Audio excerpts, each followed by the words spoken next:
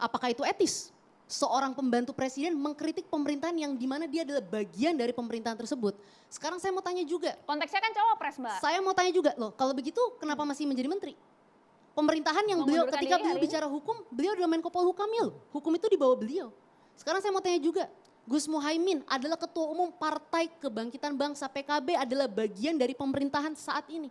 Apakah etis Gus Muhaimin mengkritik pemerintahan saat ini masih menjadi bagian dari pemerintahan saat ini, tetapi masih menjadi bagian dan mengkritik menjadi cawapres?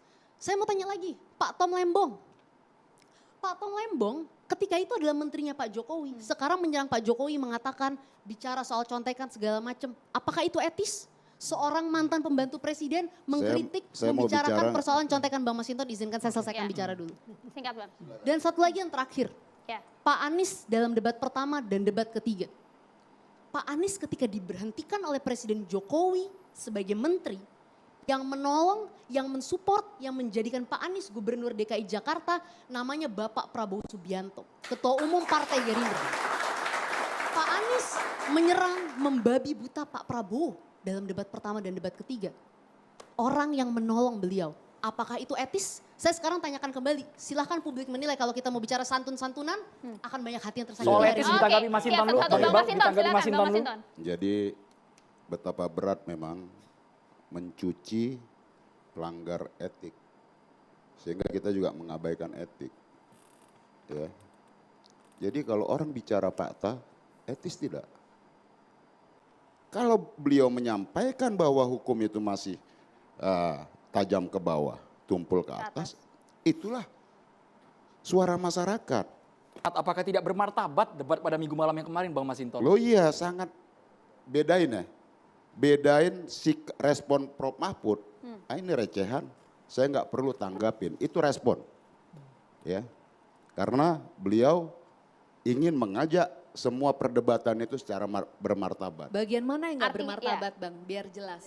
Yang nyari-nyari itulah begini itu, nggak ada tuh perdebatan, itu kasar.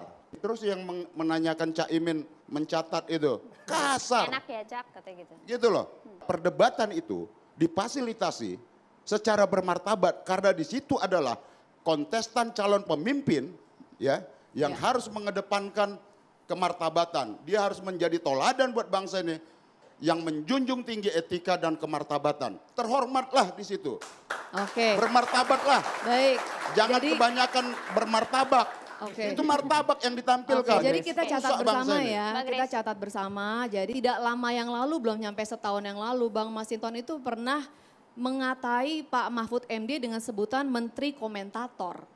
Itu tahun 2023. Kemudian di tahun yang sama, Bang Masinton juga pernah memberikan komen yang sangat pedas kepada Pak Luhut Binsar Panjaitan dengan ngatain Pak Binsar sebagai Brutus Istana. Yang sampai Bang Masinton ini dilaporin ke MKD. Nah ini mungkin, jadi kalau tadi begini-begini aja Bang udah anggap itu tidak etis.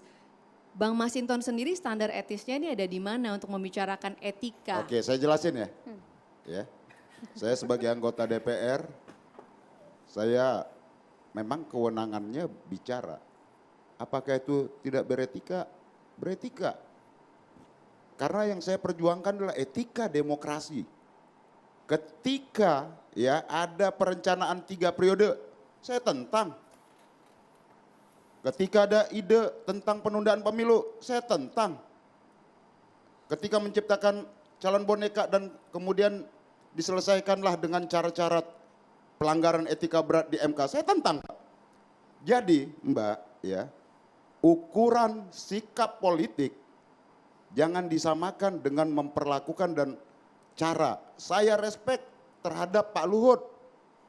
Saya respect terhadap Pak Prof Mahfud. Saya respect terhadap pejabat siapapun itu ya yang saya kritik. Jangan double standard, bilang orang nggak boleh ngatain, ngelecehkan orang, tetapi ini menarik sendirinya mengata-ngatai orang tuh boleh. Sebenarnya ada wakil DPR itu adalah wakil rakyat.